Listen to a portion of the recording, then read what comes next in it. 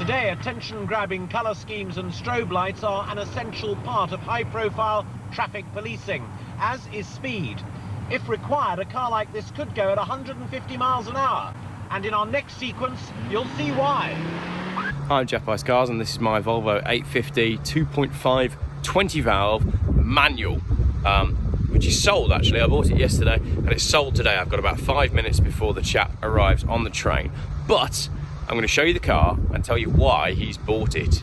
Right then, like all good Geoff cars, this one is not perfect. It has done 231,000 miles, and I had it from a chap called Roger because I bought a green Volvo V70. I don't really know why I bought it. I can't say no to a good quality local Volvo, and I said to the guy, I'm going to turn this into a Vermont police car, and he said, oh, go see Roger. Roger's got some light bars you can buy. I went to see Roger and came away with this. Roger actually had a Volvo 850, which I bought there and then, and Roger couldn't believe it when I just turned up and said, I'll have that. So I bought this, and I knew that there was a chap who was looking for a blue interior. This is a blue interior. The light's quite difficult, so there we go, the sun's going in. Look at the condition of this interior. It's absolutely immaculate. It is lovely. So, why does someone need a blue interior? Because many moons ago, Steve used to be a copper. And when he was a copper, he used to drive a Volvo 850 T5, a white one, with a blue interior. And recently Steve purchased the very same police car that he used to patrol in, a white 850 T5, but the interior had been changed from blue to beige, probably because you know, I'd imagine being a police car, someone had probably been sick in it. So there we go. So he is buying this car purely for the interior because you can't find a good quality blue interior for an 850. It's lovely. You would never know that this car's done 230,000 miles. Now, you might be wondering why the cowling is off the steering wheel and why the car is still running. Well, like all good Geoff cars, this one is not without its faults. I discovered a fault on this morning. The ignition switch is a dickhead, basically. Sometimes it wants to play, sometimes it doesn't. So I've left the car running just so that it starts again, basically. It's got my brand new battery on from my 850 TDI. I've swapped the batteries over, but yeah, the car doesn't always want to start. The ignition switch is just being a right knob. So I've left it running just to be safe. I phoned Roger, and Roger was like, oh yeah, I forgot to tell you about that. And then he said, if you're not happy with it, bring it back and I'll give you a refund. I was like, well, Roger, I can't bring the car back because I can't start it. Anyway, that's a bit of fun anyway. So I'm going to go get Steve from the station, and maybe he can tell us a little bit about his years being a policeman driving a Volvo 850 T5. Interestingly as well, this is a 20 valve manual, and I can confirm that it's very fun to drive.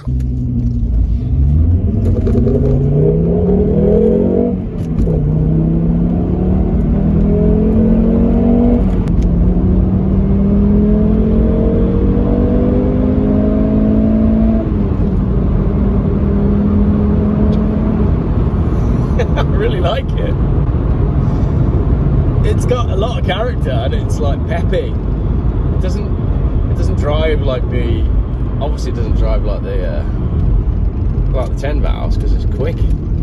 It's actually quite quick. It's very drivable. Very drivable indeed.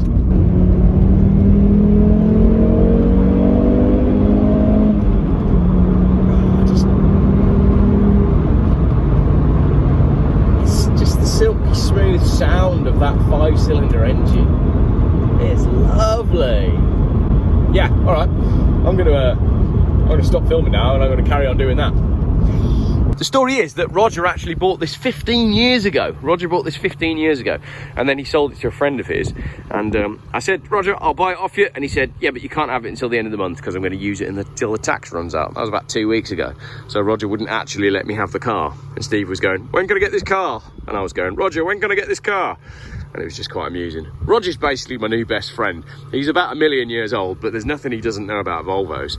And he's got a few other cars that I'm going to have off him as well. So that's exciting. And then my phone rang yesterday evening at about 9 o'clock at night. And my wife was like, oh, is that your new OAP best friend, is it? I was like, yeah. Evening, Roger. How you doing? And he just phoned to chat Volvos, which was great, really. I like meeting people. Right, speaking of meeting people, let's go and meet Steve from the station. So Steve, you're buying this car essentially for the interior. Yes. Weird though that may sound. Let me get this straight. You bought the original police car that you used to patrol in? Yes. That's amazing. So that was what, 25 years ago? Yeah. Yeah, they were 95 we started using T5s. So. How did you find it? How did you find the actual car? He found me actually. That was about 2 years ago, maybe a little bit longer. He came to the I run an organisation called Police Car UK. Yeah. And he came to me through the website saying he thought he got an ex police car. Yeah. Did a bit of chatting about it. I couldn't believe it. It turned out to be one of my own ones. And anyway, he was going to restore it. He was going to restore it. I sent him all the photos and all the information and things. And he's one of these guys that just never got round to it. Yeah. He'd already had it 9 years by then and not touched it. Yeah. And in the end, I think I wore him down. Why do you think the interior was swapped out of your police car for a beige one? Well, he said that a previous owner had done it, but I suspect he'd done it. Right. Okay. It's been professionally done. Yeah. It's not just been sort of cobbled together. But I can't restore the whole of the car back to its original police spec with a beige leather interior. Yeah, it wouldn't be right. It has to be this blue interior. Yeah. And they, like I just did a bit of an intro video earlier on. They are getting really hard to find. Yeah. Like the base spec cars, particularly, part of it. I think it's largely due to the scrappage scheme. These cars have just disappeared. Yeah. There's just not many of them left. No. So now that you've seen this, are you happy with this interior? Yeah, and absolutely. Yeah. It's cleaner than it was when it was when the police used blue interiors. Good. Well, that's good. That's good to know. And just quickly before I'll let you get away, then, have you got any good stories from your T5 police days? Oh, blimey, loads. Well, when we started using them, they were completely different. Up until then, certainly where I am down in Hampshire, we've been using BMWs for years. So you're talking about rear-wheel drive, manual gearboxes, and all of a sudden they lumped us with front-wheel drive autos. They're all auto, were they? Yeah. Yeah. Although the first one we had was a manual saloon. Volvo pulled the rug from under Vauxhall's feet because they gave every force in the country a brand new T5 saloon. Yeah. And this one had no traction control. Yeah. Got through the first set of front tyres in 3,000 miles. Wow. Which is appalling when you think about it. Yeah. But it was a beast. We hadn't driven anything like it ever. So that would have been the early 95. What's 230 horsepower-ish, something like that. The rumours were that they'd upped them to 250. Yes. Because there's always rumours that the police T5s were that little bit tweaked. The only thing they ever did, the police don't muck about with cars, tweaking or anything like that. Yeah. It just doesn't exist because they're under warranty, like Joe Public's car. Yeah. So the only thing they ever did, and that was at police request nationwide, following a few major incidents, was changing the discs. Right. To larger discs, better calipers, because as I'm sure you know, with a 5-cylinder engine, there's no engine braking at all. Yeah. And if you're doing 140 miles an hour coming up the slip road to a roundabout, you take your foot off the accelerator, nothing happens. Yeah. It just keeps going. Yeah. And it caught a lot of people out by surprise. But the brakes were pretty crap. Yeah. Frankly. So Volvo then upped the rate of the discs and the calipers, which did make a significant difference. Yeah. They were cracking cars. I did have one. Well, many incidents, but one in particular that taught me a very salutary lesson was, I think it was about the second or third week we had it. It was pouring with rain, and I was trying to catch up with a pursuit in the city that had been going on for about 20 or 25 minutes, and I came to a big crossroads, traffic light controlled crossroads, went to turn hard left, and it just kept going forward because I'd got my foot on the floor, like you would in a BM, to power it round the corner, and it didn't. Yeah. Even on full lock, it just went straight ahead. Yeah. until I literally took my foot off the accelerator, and then it bit and turned left. So how many years did they run the T5s for then? Still doing it. They still run the T5s, Yeah, but that. yeah. So how long would an 850 T5 have stayed on the force? Like 2 years, 3 years? Yeah, about 2 years. And what would the mileage be when they parted with them? And it would depend on the overall condition of the car, anywhere between 150 and 200,000. Yeah. What mileage is yours on now then? Well, it says 208. But it stopped when? What was the condition like when you got your police car back then? Well, he did the dirty on me really, because he sent me all the photos of it when he got it brand new. Yeah. Or new to him. So it looked pristine. And when I got there, I nearly cried because all 4 tyres were completely flat. Yeah. They weren't just flat; they were split. Yeah. Completely split at the bottom. And so it wasn't in the condition I thought it was going to be in, and I nearly walked away. Yeah. Even though I'd driven all the way from Portsmouth up to Liverpool to go and collect it. Oh gosh.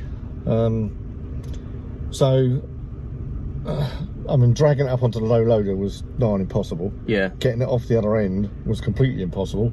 It took 4 of us to push it off. Yeah. But it started second turn of the key once I put a battery on it. Amazing. Which after 11 years I thought was quite incredible. Yeah. And it just purrs like this one is at the moment. Yeah. So. Well, I wouldn't do this. You know, we've been sat here with the engine idling for 5-10 minutes whilst we're chatting away. I wouldn't do this with an old BMW. I just wouldn't trust it. But Volvos, I just know that it's going to be all right. With an old BM, it'll overheat. Exactly. Yeah. Which is why we used to carry gallons of water in the back of the patrol cars. Yeah. Brilliant. Literally, because they'd just throw up everywhere on a hard shoulder. So, what was the what was the fastest that you got a T5 to whilst driving under blue lights? 148. 148. Yeah. Brilliant. But that would be done every day. Yeah. Literally every day. If you're on motorway patrol, then it'd be perhaps 2, 3, 4 times a day. Really? Yeah. Wow. So testament to the fact that the Volvos can put up with it and do it all day long. Well, I mean, certainly in my force, we had the very first ones in the country. Yeah. Volvos, that is. We had in 1965 started buying Volvo 121 estates. Yeah. I've still got one of them. Oh, of course you have. I'll put a photo on the video. Yeah. And we've used Volvos ever since. Yeah. 144s, 240s, 360 GLEs, which were awful. Yeah. Absolutely appalling car for what we would use it for. Yeah. We had 2 264s. Yeah. With manual gearboxes, which was unheard of. Yeah. And then 240s we had from 75 right through to 92. Yeah. Hundreds of them. Yeah. And all of the press take the mickey out of them for being slow old tanks. They're not. Yeah. And I presume they didn't break either, being because that's what the Volvo was known for. Genuinely so. There are police officers in Hampshire that owe their lives to them. Really? Yeah. So apparently you can plug into the OBD and read the true mileage of the car off of that. All right. Okay. So that might be worth looking at. And the rest of the car's completely original. Yeah. And it's in remarkably good condition, really. Brilliant. Body wise and underneath's fine. Okay. Cool. Well, I'm really excited that I'm excited that I've been able to have this conversation with you, and I'm looking forward to seeing what it's like when it's done. You are. Yeah. Well, you must be super excited. Yeah, I can't wait. Yeah. It's I mean, it's not going to take me a few weeks. It's going to take me probably a few months. Yeah. I've got a lot of the police kit for it already. It's finding time with a full-time job to actually knuckle down and get on with it. So. Well, we'll do a follow-up video when you're done and when it's ready. I'll come and do a video with it. Yeah, that'd be great because I'd love to see it. Yeah. Thanks very much for letting me film and having a chat. Pleasure to take you out in it and that'd be brilliant. let you show you what it does. Excellent. What we used to do.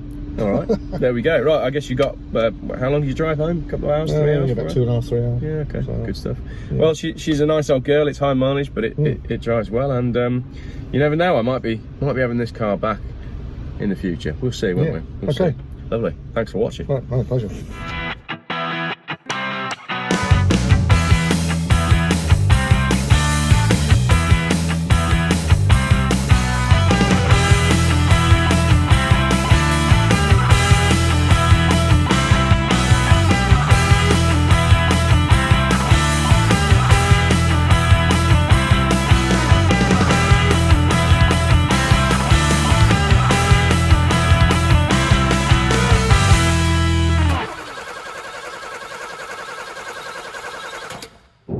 most boring car channel.